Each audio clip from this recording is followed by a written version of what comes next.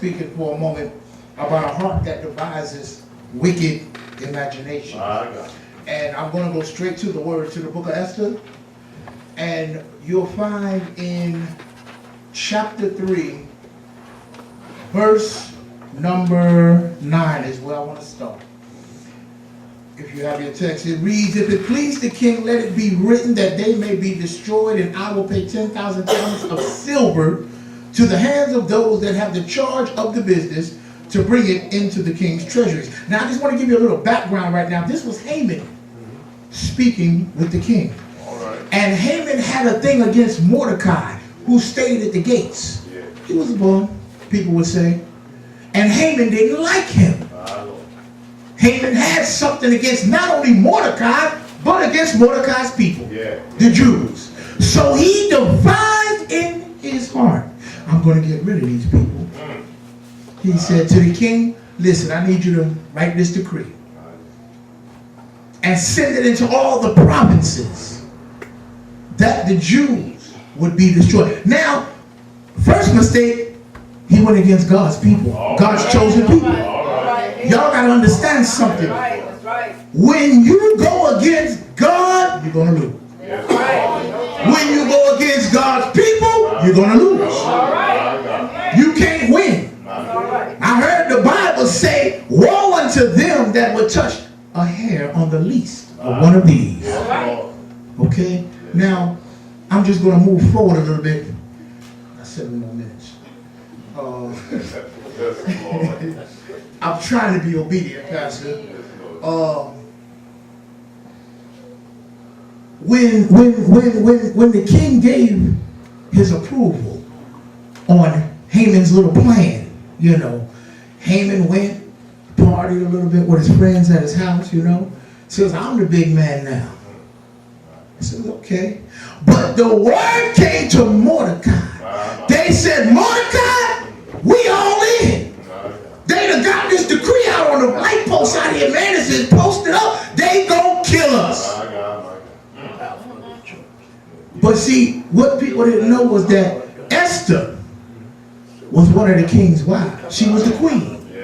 And not only was she she was a Jew. And not only was she a Jew, she was Mordecai's niece. All right.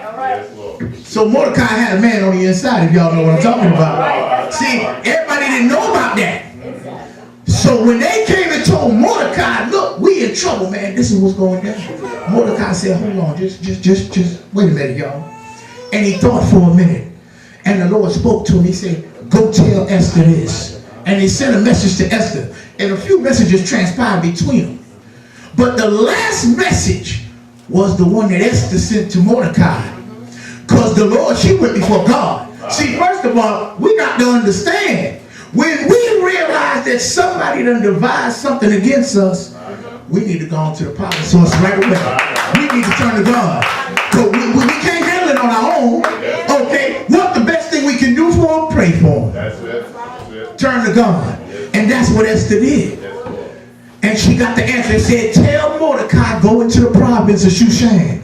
You tell all the Jews over there to fast and pray for me for 3 days. Consecrate yourself to God. Let God have his way for a minute. Open the pathway. Let him walk through. Amen. You see, he got that message. And he went on and did what Esther said. And in the space of 3 days, she went and presented herself to the king. And look what God did. Favor. How many people know about favor in here? Anybody in here know about some favor? Anybody know about favor? When you got God's favor, things go to falling down in your path and getting out your way. When you got God's favor on your side, ain't nothing can stop what you got going on. The Bible tells me she found favor in the sight of the king, and he held out his scepter to her. I'm trying. I got 4 more minutes. See, after he held the scepter out, she went up and made a request. Okay? Now, all the while, Haman was right there by the king. Haman didn't even know that she was a Jew. she invited the king to dinner and said, only bring Haman. Now, if I'm not mistaken, the Bible said it was 3 nights they did that. But on the 3rd night, the king finally said, all right, what you want, Esther? Make it plain. Make the vision plain. She said, well, you know, king, the enemy has devised to kill me and my people. Not only me, but my people. And see, she done been feeding the man good. Now, any man in here, no woman feed you good, you happy. Amen? All right, y'all sitting there like y'all don't know what I'm talking about. Okay? Women know how to get to our mind and get to our attention. She done took care of her husband for the last 3 nights. Well, wait a minute. Somebody messing with you?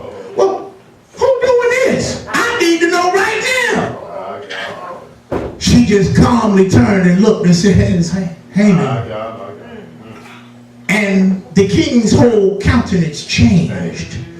The Bible said he got up and had to walk away. He walked in the garden for a minute. He had to walk away. Haman knew then it was over. Because see, this thing he devised in his heart against God's people.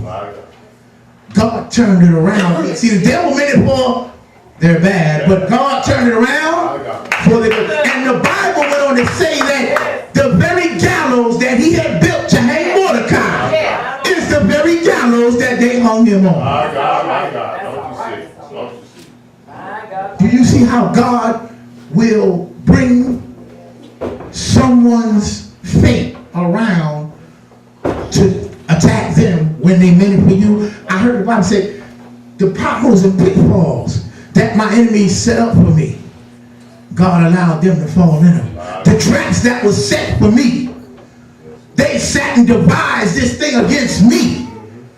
All I'm trying to do is live right. All I'm trying to do is the right thing. But I got God watching my back. Thank you, Lord. Like the sister said, when we put on the whole armor of God, when you read that, it don't say nothing about your back being covered because God got your back. God got your back. It said everything about the front, but God got your back. So as we going on and these folk devising these things, don't worry about that. That ain't no pressure. Because if we living right, you understand, and we are doing what's right in the sight of God, and we obtain his favor on our life by doing that, then we ain't got to worry about it because God is going to work that thing that was meant for evil for our good.